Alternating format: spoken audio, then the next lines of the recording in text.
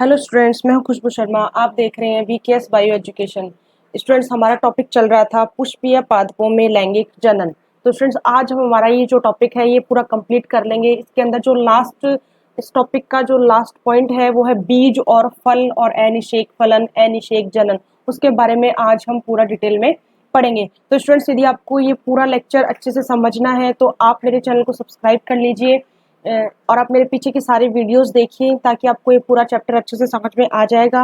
और सब्सक्राइब करेंगे तो मैं आगे जब नेक्स्ट चैप्टर शुरू करूंगी वो उसकी नोटिफिकेशन आपको मिल जाएगी और आप इजीली वो वीडियो देख सकेंगे। तो आइए स्टूडेंट, शुरू करते हैं। आज हमारा टॉपिक है बीज एवं फल। तो इसमें सबसे पहले हम देखते हैं बीज। तो स्टूडेंट्स, हमने जो हमारे लास्ट लेक्चर्स के अंदर पूरा पढ़ लिया था, प्रकार से भ्रूणकोश, किस प्रकार से भ्रूणकोश का निर्माण होता है, किस प्रकार से गुरु बीजाणु जनन की प्रोसेस होती है, इसके अलावा किस प्रकार से निषेचन की प्रोसेस होती है, किस प्रकार से दोहरा निषेचन होता है ना, उसमें किस प्रकार से बीज या भ्रूण का निर्माण होता है, वो सब हम पढ़ रहे थे। तो स्टूडेंट्स, हम देखेंगे कि बीज का निर्माण किस प्रकार से होता है, निषेचन के प्रोसेस या द्विनिषेचन के प्रोसेस के बाद में बीज किस प्रकार से बनता है। तो स्टूडेंट्स देखिए, हम शुरू करते हैं। द्विनिषेचन के बाद भ्रूणकोश में भ्रूण व भ्रूणपोष का परिवर्धन होता है। स्टूडेंट्स, मैंने आपको बताया था कि भ्रूणकोश के अंदर क्या क्या था। एक तो था एम्ब्रियो और उसके अंदर क्या था, भ्रूणपोष था। भ्रूणपोष से भ्रूण क्या करता है, पोषण ग्रहण करता है तथा संपूर्ण बीजांड एक बीज के रूप में विकसित होता है। पूरा बीजांड जो है वो क्या हो जाता है, एक बीज के रूप में विकसित हो जाता है। देखिए स्टूडेंट्स, ये है वर्तिकाग्र, ये है वर्तिका और इसके अंदर ये है अंडाशय भाग। इसके अंदर हमने देखा था बीजांड। तो स्टूडेंट, लास्ट लेक्चर के अंदर मैं आपको पूरा डिटेल में बता चुकी हूँ, बीजांड की स्ट्रक्चर भी बता चुकी हूँ, हम पूरा अच्छे से पढ़ चुके हैं। तो स्टूडेंट्स, ये बीजांड की स्ट्रक्चर के अंदर हम सिर्फ बीजांड को बाहर लेकर आए तो इस बीजांड से किसका निर्माण हो जाता है, बीजांड से बीज का निर्माण हो जाता है। और देखिए, आवर्त बीजियों में लैंगिक जनन का अंतिम परिणाम क्या होता है, बीज होता है। आवर्त बीजी पादपों के अंदर लैंगिक जनन की क्रिया होती है, निषेचन का प्रोसेस होता है, जायगोट बनता है, तो भ्रूण बनता है और भ्रूण में क्या होते हैं, बीज होते हैं। तो ये पूरा प्रोसेस होने के बाद में लास्ट में किसका निर्माण होता है, बीज का निर्माण होता है। तो स्टूडेंट्स देखिए, ये बीज है, इसके अंदर क्या है, बाहर की तरफ क्या है, ये पूरा है अंडाशय। इसके अंदर ये बीजांड की स्ट्रक्चर है, हम जानते हैं। ये स्ट्रक्चर जो है ये है भ्रूणकोश और भ्रूणकोश के अंदर क्या है, भ्रूण है और भ्रूण किस में मिलेगा, बीज में मिलेगा। ठीक है, तो ये पूरा स्ट्रक्चर किसका हो गया, बीज का हो गया। तो देखिए स्टूडेंट्स, बीजांड से किसका निर्माण होता है, बीज का निर्माण होता है और अंडाशय से किसका निर्माण होता है, फल का निर्माण होता है। और बीज जो है वो मतलब किन किन चीजों से मिलकर बना होता है, बीज पर होता है बीज आवरण, इसके अलावा होते हैं बीज पत्र, इसके अलावा होता है एक भ्रूण अक्ष। बीज पत्र क्या करता है, पोषण प्रदान करने का काम करता है। ओके, अब देखिए, बीज पर आवरण अध्यावरण से बनता है। बीज पर जो आवरण का निर्माण होता है वो किससे होता है, अध्यावरण से बनता है। अध्यावरण उत्तक के बारे में हमने पढ़ा था, तो इसमें मैं आपको फिर से बोलूंगी कि यदि आपको ये पूरा चैप्टर अच्छे से समझना है तो मेरे पीछे के लेक्चर्स को आप जरूर देखिए, पीछे के वीडियोस को जरूर देखिए, आपको ये पूरा चैप्टर बहुत अच्छे से समझ में आ जाएगा। देखिए, ये बीज का जो आवरण है, इसमें बाहर की तरफ जो आवरण होता है उसको बोलते हैं टेस्टा और भीतर की तरफ जो आवरण होता है उसे कहते हैं टैगमैन। ओके, काफी बार एग्जाम में क्वेश्चन आ जाता है कि भ्रूण पर कौन सा आवरण पाया जाता है। फर्स्ट तो ये आ जाएगा, तो आप बोलेंगे बीज पर आवरण होता है उसे कहते हैं अध्यावरण। फिर आएगा कि बीज का जो बाहरी आवरण होता है उसे क्या कहते हैं, उसे टेस्टा कहते हैं। और बीज का जो भीतरी आवरण होता है उसे क्या कहते हैं, उसे टैगमैन कहते हैं। अब देखिए, बीजांड व्रंत बीज का व्रंत बनाता है। हमने स्टूडेंट्स बीजांड की स्ट्रक्चर के अंदर देखा था, बीजांड व्रंत की संरचना भी देखी थी। तो जो बीजांड व्रंत है वो किसका निर्माण करता है, वो बीज व्रंत का निर्माण करता है। कुछ पौधों में बीजांड काय का बचा हुआ भाग एक पतली झिल्ली के रूप में दिखाई देता है, इसे क्या बोलते हैं, परिभ्रूणपोष कहते हैं। स्टूडेंट, पीछे भी मैं ये चीज आपको बता चुकी हूँ कि मोस्टली पादपों में क्या होता है, बीजांड का उत्तक को जो है वो कोशिकाओं के द्वारा एब्जॉर्ब कर लिया जाता है, लेकिन कुछ पौधों के अंदर बीजांडकाय की कुछ मात्रा शेष रह जाती है, उसे क्या कहते हैं, परिभ्रूणपोष कहते हैं। और ये किसका एग्जाम्पल आ जाएगा, इसमें एग्जाम्पल क्या आएगा, इसमें एग्जाम्पल आएगा, एक तो आएगा काली मिर्च और दूसरा आ जाएगा चुकंदर। एग्जाम में काफी बार ये क्वेश्चन आ जाता है कि काली मिर्च किसका एग्जाम्पल है, तो आप बताएंगे परिभ्रूणपोष का एग्जाम्पल है। और यदि क्वेश्चन ऐसे आ जाए परिभ्रूणपोष का एग्जाम्पल बताइए, तो आप बताएंगे काली मिर्च। ठीक है, अब देखिए, एक बीजपत्री पादपों में बीजांड द्वार वाले छोर पर प्लगनुमा संरचना पाई जाती है, इसे क्या बोलते हैं, ऑपरकुलम कहते हैं। ये इसलिए मैंने इसमें डाला है कि काफी बार एग्जाम में क्वेश्चन आ जाता है कि एक बीजपत्री पादपों में बीजांड द्वार वाले छोर पर एक प्लगनुमा संरचना पाई जाती है, उसे क्या कहते हैं, तो उसे क्या कहते हैं, उसे ऑपरकुलम कहते हैं। अब देखिए बीज की, जब एक बीज पूरा परिपक्व अवस्था के अंदर आ जाता है तो इसमें क्या होता है, दो प्रकार के बीज होते हैं, एक तो होता है गैर एल्ब्यूमिनस और दूसरे होते हैं एल्ब्यूमिनस। देखिए भ्रूणपोष शेष नहीं बचता है, भ्रूण विकास में पूरा उपभोग कर लिया जाता है। भ्रूणपोष जो है वो जब भ्रूण का विकास हो रहा है तो भ्रूण क्या करेगा, अपने विकास के लिए भ्रूणपोष से पोषण ग्रहण करता है। तो ऐसी कंडीशन के अंदर भ्रूण क्या करेगा, पूरा भ्रूणपोष क्या कर लेगा, एब्जॉर्ब कर लेगा, उसको उपभोग कर लेगा और उसमें भ्रूणपोष की मात्रा बिल्कुल भी नहीं बचती है। तो ऐसे बीज क्या कहलाते हैं, गैर एल्ब्यूमिनस बीज कहलाते हैं। और इसके एग्जाम्पल कौन सा आ जाएगा, एक तो आ जाएगा मटर एंड सेकंड आ जाएगा मूंगफली। और फिर हम सेकंड बात करते हैं एल्ब्यूमिनस बीज कौन से होते हैं, ऐसे बीज जिनमें भ्रूणपोष शेष रहता है, मतलब इनमें भ्रूणपोष की कुछ मात्रा जो है वो बच जाती है, भ्रूण के द्वारा पूरा भ्रूणपोष एब्जॉर्ब या पूरा उपभोग नहीं किया जाता है। तो ऐसे बीज क्या कहलाएंगे, एल्ब्यूमिनस बीज कहलाएंगे। और इसका एग्जांपल आ जाएगा गेहूं और बाजरा। तो स्टूडेंट्स ये हमने आज पढ़ा कि बीज का डेवलपमेंट किस प्रकार से होता है, बीज किन किन कौन कौन से प्रकार के होते हैं। हमने देख लिया गैर एल्ब्यूमिनस और एल्ब्यूमिनस बीज का निर्माण किससे हुआ, बीजांड से बीज का निर्माण हुआ, है ना। बीज पर आवरण बता दिया, टेस्ट और टैगमेन बता दिया, ठीक है। उसके बाद में पूरा डिटेल हमने बीज के बारे में पढ़ लिया। अब हम देखते हैं कि फल का विकास किस प्रकार से होता है। देखिए निषेचन के बाद अंडाशय से फल का निर्माण होता है। देखिए बीजांड से किसका निर्माण हो रहा था, बीजांड से बीज का निर्माण हो रहा था। और अंडाशय से किसका निर्माण होता है, अंडाशय से फल का निर्माण होता है। और स्टूडेंट्स काफी बार एग्जाम में क्वेश्चन आ जाता है कि फलों का अध्ययन करना, तो ये फलों का अध्ययन क्या कहलाता है, तो स्टूडेंट्स फलों का अध्ययन पोमोलॉजी कहलाता है। ये क्वेश्चन भी काफी बार एग्जाम में आ जाता है।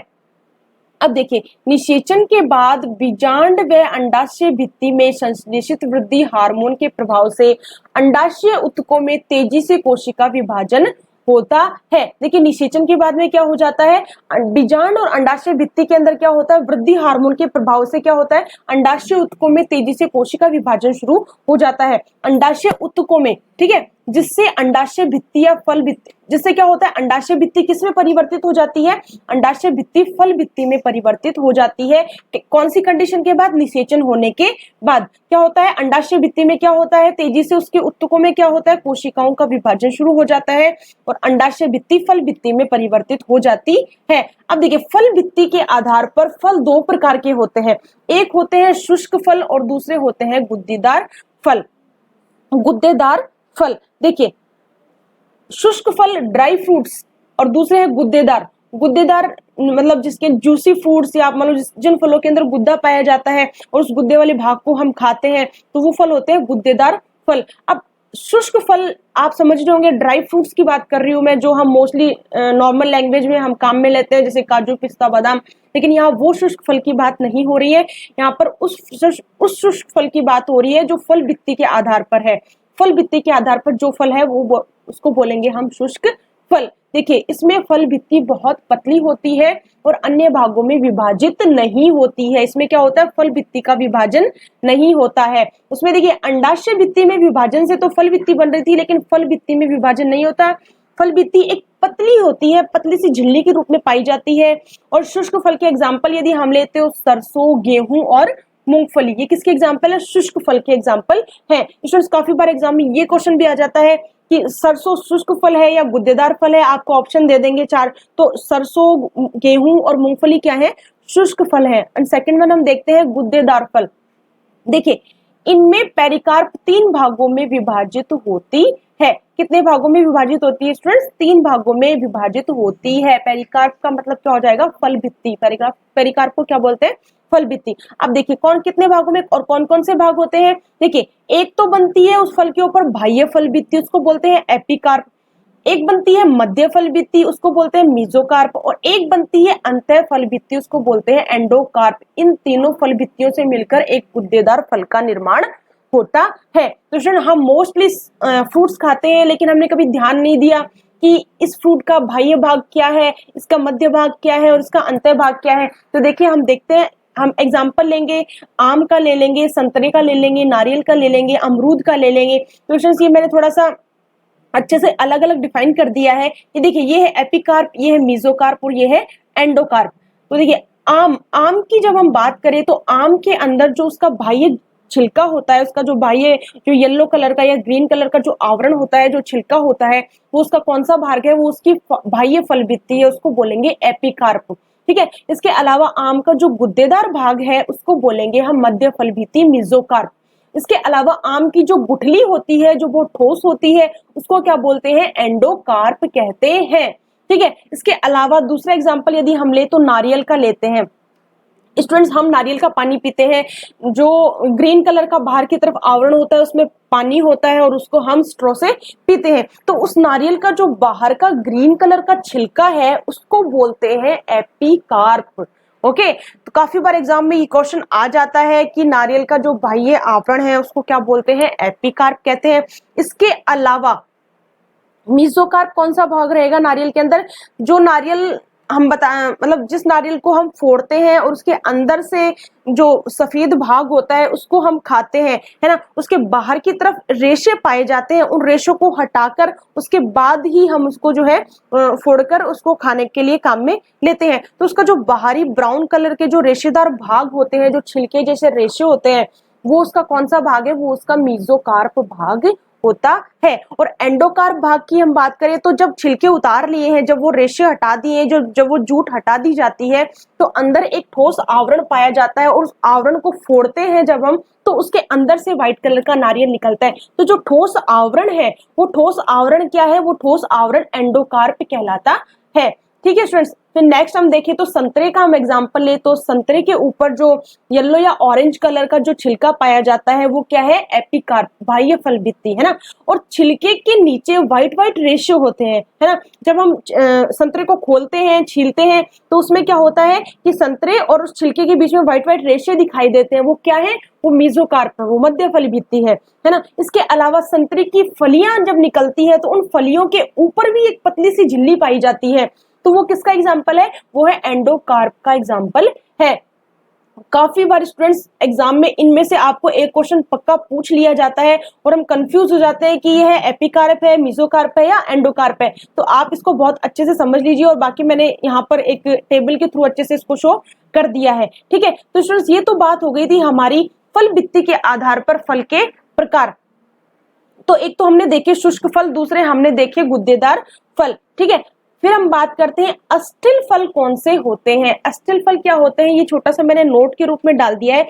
ऐसे फल जिनमें अंतर फल भित्ति कठोर होती है, ऐसे फलों को क्या कहते हैं, अस्थिल फल कहते हैं। देखिए स्टूडेंट्स, आम के अंदर अंतर फल भित्ति क्या थी, गुठली थी, कठोर थी, तो वो कौन सा फल हो गया, अस्थिल फल कहलाया। नारियल के अंदर देखिए उसका जो एंडोकार्प था वो कैसा था, कठोर था, तो वो किसका एग्जाम्पल हो गया, अस्थिल फल का एग्जाम्पल हो गया। तो अस्थिल फल पे भी क्वेश्चन पूछ लिया जाएगा तो कंफ्यूज होने की जरूरत नहीं है। जिसका अंत आवरण जो है या फिर अंत फल भित्ति क्या है, कठोर है, तो वो फल कौन से कहलाएंगे, अस्थिल फल कहलाते हैं। अब देखिए, फल जो है वो दो प्रकार के होते हैं। फल का निर्माण हम जानते हैं, हम पढ़ते आ रहे हैं कि फल का निर्माण अंडाशय से होता है। फल का निर्माण किससे होता है, अंडाशय से। बट कुछ कंडीशन में क्या होता है, फल का निर्माण अंडाशय के अलावा पुष्पासन, बाह्य दल आदि से मिलकर भी हो जाता है, तो ऐसे फलों को क्या बोलते हैं, आभासी फल कहते हैं। देखिए, जिन फलों का निर्माण अंडाशय से होता है, फल केवल अंडाशय से विकसित होते हैं, ये फल क्या कहलाएंगे, सत्य फल कहलाते हैं, ट्रू फ्रूट कहलाते हैं। इसके अलावा जिन फलों का निर्माण अंडाशय के साथ साथ पुष्पासन, बाह्य दल आदि से मिलकर भी फल का निर्माण होता है, तो ये फल आभासी फल कहलाते हैं। आभासी फल का एग्जाम्पल आ जाएगा सेब और स्ट्रॉबेरी। एग्जाम में सेब पर काफी बार क्वेश्चन आ जाता है कि सेब कौन से फल का एग्जाम्पल है, तो आप बताएंगे सेब आभासी फल का एग्जाम्पल है। अब देखिए स्टूडेंट्स, ये हमने पढ़ लिया पूरा फल के बारे में, है ना, कि फल कितने प्रकार का होता है, भित्ति के आधार पर हमने फलों को देखा। इसके अलावा फल में हमने सत्य फल और आभासी फल के बारे में स्टडी किया। अब हम बात करते हैं अनिषेक फलन या पार्थिनोकार्पिक फ्रूट कौन से होते हैं। देखिए, मोस्टली फ्रूट का निर्माण निषेचन से ही होता है। हम जानते हैं कि निषेचन की प्रोसेस होती है, उसके बाद में ही अंडाशय से फल और बीजांड से बीज का निर्माण होता है। बट फ्रूट्स का निर्माण निषेचन से होता है हम जानते हैं, बट कुछ प्लांट्स में बिना निषेचन के ही फल का निर्माण हो जाता है। मतलब कहने का मतलब है कि निषेचन हुआ ही नहीं, सीधा किसका निर्माण हो गया, फ्रूट का निर्माण हो गया, फल का निर्माण हो गया। तो इस प्रकार के फल जिनका निर्माण बिना निषेचन के होता है, ऐसे फल अनिषेक जनित फल कहलाते हैं। और इसका बढ़िया सा एग्जाम्पल आपकी बुक में भी दे रखा है। इसका एग्जाम्पल बनाना, केला, ये इसका बहुत ही अच्छा एग्जाम्पल है और एग्जाम में भी काफी बार ये एग्जाम्पल पूछ लिया जाता है। इसके अलावा पपीता, पपीता ऐसा कि जिसमें बीज ना हो। काफी बार क्या होता है, कुछ ऐसे पपीते निकल जाते हैं जिनमें बीज नहीं होते, तो वो भी किसका एग्जाम्पल आ जाएंगे, वो कौन से फल कहलाएंगे, अनिषेक जनित फल कहलाते हैं। ये फल क्या होते हैं, बीज रहित होते हैं। इन फलों में बीज नहीं होता है क्योंकि निषेचन ही नहीं हुआ, जायगोट भी नहीं बना, भ्रूण नहीं बना, बीज नहीं बना, है ना। इनमें परागण की क्रिया तो होती है बट परागकण का अंकुरण नहीं होता है। परागण का प्रोसेस तो हो जाएगा, वर्तिकाग्र के ऊपर जो है परागकण तो आ जाएंगे, लेकिन उन परागकणों का अंकुरण नहीं होता है, बल्कि प्राकृतिक रूप से बिना निषेचन के ही फल का निर्माण हो जाता है। और इसका एग्जाम्पल मैंने आपको बता दिया, बनाना, केला, काफी बार एग्जाम में पूछ लिया गया है। अब देखिए, ये तो प्राकृतिक रूप से हुआ था, प्राकृतिक रूप से निषेचन नहीं हुआ और फल का निर्माण हो गया। लेकिन मोस्टली क्या होता है आजकल, कृत्रिम रूप से या उसको प्रेरित अनिषेक फलन कह देते हैं, कुछ ऐसे हार्मोन्स या कुछ ऐसे केमिकल्स काम में लिए जाते हैं जिसके थ्रू बिना निषेचन के ही फल का निर्माण किया जा रहा है। अब देखिए, इसमें अनिषेक फलन को वृद्धि हार्मोन जैसे ऑक्सिन या फिर NAA या IAA, इंडोल एसिटिक एसिड, इनका प्रयोग किया जाता है। उनको किस पे डाला जाता है, वर्तिकाग्र पर डाला जाता है ना। और उसके बाद में क्या होता है कि उसके अंदर जब वर्तिकाग्र पर डाला जाता है तो ऐसी कंडीशन में क्या होता है, अंडाशय में परिवर्तन हो जाता है और अंडाशय किसका निर्माण कर देता है, फल का निर्माण कर देता है। तो ये हो गया हमारा प्रेरित अनिषेक फलन, इसको कहते हैं। कहने का मतलब ये है कि प्राकृतिक रूप से कुछ नहीं हुआ, कृत्रिम रूप से क्या हुआ, वर्तिकाग्र के ऊपर कुछ ऐसा हार्मोन्स डाला गया, जैसे ऑक्सिन हार्मोन मान लो, उसको डाला गया। तो ऐसी कंडीशन में क्या हुआ कि वर्तिकाग्र पर जब ये हार्मोन डाले गए तो उसके नीचे का जब वो अंडाशय भाग है वो क्या करता है, फल का निर्माण कर लेता है। उसमें कुछ ऐसे चेंजेस हो जाते हैं जिससे क्या होता है, अंडाशय से अपने आप ही फल का निर्माण हो जाता है। तो इसका एग्जाम्पल हम ले तो नींबू, तरबूज, संतरा। आजकल ऐसे किस्म के नींबू, ऐसे किस्म के तरबूज और संतरे का उत्पादन किया जा रहा है जिनमें बीज नहीं होते हैं। स्टूडेंट्स, हमें काफी बार लगता है कि काश तरबूज में, काश संतरे में कोई बीज ना होता तो हम उसको इजीली खा लेते। तो इस प्रकार की प्रेरित अनिषेक फलन टेक्निक के द्वारा ऐसे ऐसे फल, नींबू, तरबूज, संतरे का उत्पादन किया जा रहा है जिससे जो है ऐसे इस प्रकार के फलों का निर्माण हो रहा है जिनमें बीज नहीं होते हैं। तो ये क्या कहलाएगा, प्रेरित अनिषेक फलन कहलाता है। तो इसमें अनिषेक फलन हमने देखा क्या होता है ना, बिना निषेचन के फल का निर्माण अनिषेक फलन। और अनिषेक फलन, प्राकृतिक अनिषेक फलन और प्रेरित अनिषेक फलन दोनों हमने देखा। अब हम देखते हैं अनिषेक जनन क्या है। अनिषेक फलन हमने थोड़ा बहुत पढ़ लिया है अभी। इसके अलावा असंग जनन का प्रोसेस क्या होता है, तो हम इसमें सबसे पहले असंग जनन देख ले। असंग जनन का ही एक भाग है अनिषेक जनन, ठीक है। अब देखिए, असंग जनन क्या है। असंग जनन एक ऐसा प्रोसेस है जो देखने में लगता है कि इसमें निषेचन हो रहा है, इसमें लैंगिक जनन की प्रोसेस हो रही है, बट एक्चुअल में ऐसा होता है कि लैंगिक जनन नहीं होता है, बल्कि लैंगिक जनन के समान ही क्रियाएं होती है और फल का निर्माण हो जाता है, बीज से भ्रूण का निर्माण हो जाता है। देखिए, लैंगिक जनन के समान ही होता है बट बिना निषेचन नहीं होता, क्योंकि लैंगिक जनन में तो क्या होता है, निषेचन होता है ना। इनमें बिना निषेचन, बिना अर्धसूत्रण, अर्धसूत्री विभाजन में किसमें होता है, लैंगिक जनन में ही होता है। बिना निषेचन, बिना अर्धसूत्रण अंडाशय से फल बन जाता है और फल से क्या बन जाता है, बीज बन जाता है और बीज में क्या बन जाते हैं, भ्रूण बन जाता है ना। तो वही प्रोसेस हो गया, किसका निर्माण हुआ, अंडाशय से किसका निर्माण हुआ, फल का निर्माण हो गया। फल में क्या बन गए, बीज बन गए और बीज से क्या हुआ, भ्रूण का निर्माण हो गया। जबकि इसमें हमने ऊपर अभी देखा था अभी हमने ऊपर देखा था अनिषेक फलन में हमने देखा था, अनिषेक फलन में क्या हो रहा था, बीज का निर्माण नहीं हो रहा था, बट इसमें बीज का निर्माण भी हो रहा है और भ्रूण का निर्माण भी हो रहा है, जो किसमें होता है, लैंगिक जनन में होता है। बट इसमें क्या नहीं हो रहा है, इसमें निषेचन नहीं हो रहा है और अर्धसूत्री विभाजन नहीं हो रहा है ना। अब देखिए, अनिषेक जनन जो असंग जनन का ही एक भाग है। देखिए, अनिषेक जनन क्या है, कुछ पादपों में मादा युग्मक या अंड कोशिका में क्षमता होती है कि वह विभाजन करती है और भ्रूण का निर्माण कर लेती है। स्टूडेंट्स, अगर आपने मेरे पीछे के लेक्चर यदि आपने मेरे देखे होंगे तो आपको पता होगा कि मादा युग्मक अंड कोशिका कहाँ पर स्थित होती है, और वो अंडकोशिका क्या करती है, उसमें इतनी क्षमता होती है और वो अंडकोशिका एक मादा युग्मक की भांति कार्य करती है कि उसमें विभाजन होते हैं और विभाजन से वो किसका निर्माण कर लेती है, भ्रूण का निर्माण कर लेती है ना। और इसमें भी क्या नहीं हुआ, निषेचन की प्रोसेस नहीं हुई है ना।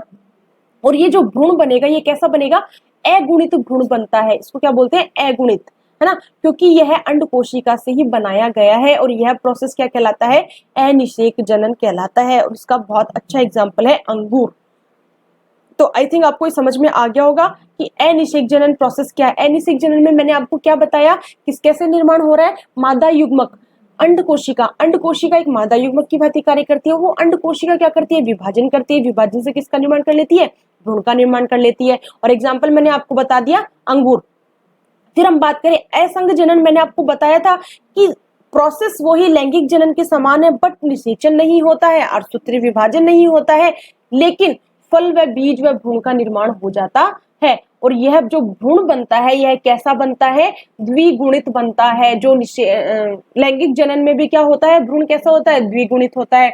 और इसमें भी भ्रूण कैसा बनता है, द्विगुणित ही बनता है। और भ्रूण का निर्माण युग्मक के अलावा अन्य कायिक कोशिकाओं के द्वारा किया जाता है। देखिए स्टूडेंट्स, इसमें भ्रूण का निर्माण किससे होता है, युग्मक के अलावा अन्य कोशिकाओं का, मतलब उसमें काफी कायिक कोशिकाएं पाई जाती हैं। चाहे तो आप उसमें मान लो प्रतिमुखी कोशिकाएं पाई जाती हैं, उनको देख लो, या सहायक कोशिकाएं देख लो। तो वो कोशिकाएं क्या करती है, भ्रूण का निर्माण कर लेती है, सॉरी युग्मक का निर्माण कर लेती है और इससे किसका निर्माण हो जाता है, भ्रूण का निर्माण हो जाता है। तो ये प्रोसेस क्या होता है, असंग जनन, इस प्रोसेस को कहते हैं। अब देखिए उभय मिश्रण का प्रोसेस क्या है। देखिए उभय मिश्रण, इस प्रक्रिया में लैंगिक जनन के समान ही लघु और गुरु बीजाणु मात्र कोशिका में अर्धसूत्री विभाजन और संयुग्मन की प्रोसेस होती है। देखिए इसमें क्या बताया, लैंगिक जनन के समान ही, लैंगिक जनन में क्या हो रहा था, अर्धसूत्री विभाजन भी होता है और संयुग्मन की प्रोसेस भी होती है। नर युग्मक और मादा युग्मक का संयोजन या निषेचन प्रोसेस क्या कहलाता है, संयुग्मन कहलाता है ना। सेम प्रोसेस है, बट असंग जनन में क्या होता है, मियोसिस व सिंगेमी की प्रोसेस नहीं होती है, बिना निषेचन के ही फल का निर्माण हो जाता है ना। ये तो असंग जनन की बात हो रही थी, लेकिन उभय मिश्रण की प्रोसेस में क्या होता है, इस प्रोसेस में मैंने आपको बताया अर्धसूत्री विभाजन भी होगा और सिंगेमी की प्रोसेस भी होगी। तो यह प्रोसेस कहलाएगा उभय मिश्रण का प्रोसेस। अब देखिए असंग जनन के प्रकार, कुछ प्रकार है जो असंग जनन के हैं, उनमें क्या क्या विभिन्नताएं पाई जाती हैं और हम देखते हैं। देखिए द्विगुणित बीजाणुता, अपबीजाणुता, अपस्थानिक भ्रूणता, ठीक है। अब द्विगुणित बीजाणुता में क्या होता है, निषेचन नहीं होता है, फल का निर्माण होता है, बीजांड से बीज व भ्रूण बनते हैं। गुरु बीजाणु मात्र कोशिका एक भ्रूण कोश के समान कार्य करती है। इसमें क्या बताया, गुरु बीजाणु मात्र कोशिका एक भ्रूण कोश के समान कार्य करती है, बीजांड से बीज भी बन रहे हैं, भ्रूण का निर्माण भी हो रहा है, फल का निर्माण भी हो रहा है, बट निषेचन का प्रोसेस नहीं हो रहा है, क्योंकि हम किसके प्रकार पढ़ रहे हैं, असंग जनन के प्रकार पढ़ रहे हैं। फिर सेकंड देखते हैं अपबीजाणुता। अपबीजाणुता क्या है, इसमें निषेचन का प्रोसेस नहीं हो रहा है, सेम फल बीज भ्रूण बनते हैं और अध्यावरण की कोशिका बीजांड काय से जुड़कर भ्रूणकोश का निर्माण कर लेती है। अध्यावरण की कोशिकाएं जो होती है वो बीजांड काय, उत्तक या बीजांड काय से मिलकर किसका निर्माण कर लेती है, भ्रूणकोश का निर्माण कर लेती है। और यह गुण किसमें पाया जाता है, या गुण को क्या कहते हैं, अपबीजाणुता कहते हैं, जो असंग जनन का एक प्रकार है। अब देखिए अपस्थानिक भ्रूणता किसको बोलते हैं, बीजांड की कोई भी कोशिका, बीजांड की कोई भी कोशिका मान लो आप, चाहे वो बीजांड का अध्यावरण मान लो, चाहे निभाग मान लो, कोई भी मान लो, भ्रूणकोश नहीं बनाती है। ये सब क्या करती है, भ्रूणकोश का निर्माण नहीं करती है। कोई भी कोशिका लगातार विभाजन करके भ्रूण का निर्माण कर लेती है। कहने का मतलब यह है कि बीजांड में कोई भी कोशिका मान लो वो क्या करती है, लगातार विभाजन करती है और विभाजन करके एक ठोस स्ट्रक्चर का निर्माण कर लेती है, उसको क्या बोल देते हैं, भ्रूण कह देते हैं। और इसका एग्जाम्पल आ जाएगा आम। काफी बार एग्जाम में क्वेश्चन आ जाता है कि आम किसका एग्जाम्पल है, अपस्थानिक भ्रूणता का एग्जाम्पल दिया जाए तो आप बता देंगे आम इसका एग्जाम्पल है। और इसमें अर्धसूत्रण व निषेचन का प्रोसेस नहीं होता है। तो ये हमने पढ़ लिए असंग जनन क्या होता है और असंग जनन के प्रकार हमने पढ़ लिए हैं। और अब आपकी बुक के अंदर एक छोटा सा टॉपिक दे रखा है, बहुभ्रूणता क्या है। तो देखिए बहुभ्रूणता की खोज सबसे पहले एंटन वॉन ल्यूवेनहॉक नामक साइंटिस्ट ने की थी। और संतरे, कौन से फल में की थी, संतरे के अंदर सबसे पहले इसकी खोज की गई थी। अब देखिए बहुभ्रूणता क्या है, एक बीज में एक से अधिक भ्रूण की उपस्थिति को बहुभ्रूणता कहते हैं। बीज एक है लेकिन उसमें भ्रूण कितने हैं, एक से ज्यादा है, तो यह स्थिति क्या कहलाती है, बहुभ्रूणता कहलाती है। बीजांडकाय की कोशिका भ्रूणकोश में परिवर्तित हो जाती है। बीजांडकाय की कोशिका किसमें परिवर्तित हो जाती है? भ्रूणकोश में। और कई बीजांडकाय की सेल्स में अपबीजाणुता से भ्रूणकोश बनते हैं, जिससे कई भ्रूण का निर्माण हो जाता है। और एग्जाम्पल काफी बार एग्जाम में मोस्टली एग्जाम्पल ही पूछा जाता है, तो आप बता देंगे संतरा और नींबू। ये किसके एग्जाम्पल है? ये है बहुभ्रूणता के एग्जाम्पल। और भारतीय भ्रूण विज्ञान के जनक कौन है? पंचानन माहेश्वरी। तो फ्रेंड्स ये 4 मैंने नोट लगाए हैं। इसके अलावा बीच बीच में मैं और भी नोट डालती रहती हूँ। वो इसलिए डालती हूँ कि आपके सिलेबस से है लेकिन कुछ एक्स्ट्रा होता है, तो मैं इस नोट से डाल देती हूँ, तो आपको जो कंपटीशन एग्जाम में जो क्वेश्चंस पूछे जाते हैं उनके बारे में आपको पता चलता रहे। तो इसीलिए मैंने चैप्टर के लास्ट में ये 3-4 नोट डाले हैं, तो आप इनको अच्छे से देख लीजिए कि भारतीय भ्रूण विज्ञान की जनक कौन है? पंचानन माहेश्वरी है। बिना निषेचन के भ्रूण व नवपादक के विकास को क्या कहते हैं? असंग जनन का प्रोसेस कहते हैं। काफी बार बच्चे इस चीज में कंफ्यूज होते हैं कि असंग जनन बोले, अनिषेक जनन बोले इसको, या अनिषेक फलन बोले। तो मैंने इस लेक्चर में पूरा अच्छे से अलग अलग डिफाइन कर दिया है कि अनिषेक फलन, अनिषेक जनन और असंग जनन क्या है। देखिए, इसमें बिना निषेचन के किसका निर्माण हो रहा है? इसमें भ्रूण का निर्माण हो रहा है। और भ्रूण कैसा? द्विगुणित भ्रूण का निर्माण हो रहा है। तो ये किनके अंदर हमने पढ़ा था? असंजनन में ही ऐसा होता है। अब देखिए, बहुभ्रूणता मोस्टली अनावर्त बीजियों में पाई जाती है। ऐसा नहीं है आवर्त बीजों में नहीं पाई जाती है, आवर्त बीजों में पाई जाती है, लेकिन मोस्टली अनावर्त बीजीय पादपों में फलों के अंदर बहुभ्रूणता पाई जाती है। और ये पढ़ लिया। आज हमारा पूरा जो चैप्टर है पुष्पीय पादपों में लैंगिक जनन कंप्लीट हो गया है। हमने इसमें अनिषेक फलन, अनिषेक जनन, असंग जनन के बारे में पूरा पढ़ा। इसके अलावा आज हमने फल के बारे में पढ़ा। फल कौन कौन से होता है वो हमने पढ़ा। और इसके अलावा फल की जो भित्तियां हैं उनके बारे में हमने पढ़ा, है ना। इसके अलावा बीज के बारे में हमने पढ़ा कि बीज का निर्माण किस प्रकार से होता है, बीज का डेवलपमेंट किस प्रकार से होता है। तो फ्रेंड्स, आज हमारा चैप्टर कंप्लीट हो चुका है पुष्पीय पादपों में लैंगिक जनन। तो यदि आपको मेरा लेक्चर पसंद आया है और आपको इसमें कुछ चीजें नहीं समझ में आ रही है, तो बाकी मैंने पीछे के लेक्चर्स में पूरा डिटेल में बता दिया है। तो प्लीज आप मेरे पीछे के लेक्चर्स जरूर देखिए।